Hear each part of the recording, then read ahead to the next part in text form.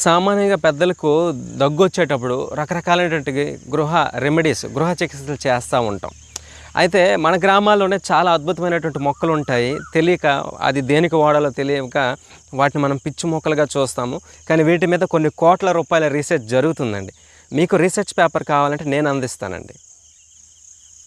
అయితే ఈరోజు ఈ జనరల్గా మనకి దగ్గులు శ్వాస సంబంధించిన సమస్యలు వచ్చేటప్పుడు ఈ మొక్క యొక్క ఆకు లేదా వేరు కషాయాన్ని చేసుకొని, కషాయం ఎలా చేసుకోవాలండి, 200 ml వాటర్ తీసుకొని 100 ml అయ్యేంత వరకు ఈ మొక్క వేసి మరిగించాలి.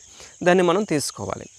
అయితే ఈ కషాయం చేసుకొని తాగితే కనుక దగ్గుల్ని సులభంగా ఇది తగ్గిస్తుంది. Natural remedy. దీనివల్ల ఎటువంటి నష్టం కాబట్టి మన గ్రామాల్లో దొరుకుతుంది. దీన్ని హస్తసుండి అంటారు, తేలుమని అనేసి అంటారు, హిలియోట్రాపియం ఇండికమ్ అని అంటారు. దీనికి సంబంధించి పూర్తి వీడియో మన గోమాత న్యూట్రిషన్ అండ్ హెల్త్ ఎడ్యుకేషన్ ఛానల్లో ఉంటుంది, చూడండి.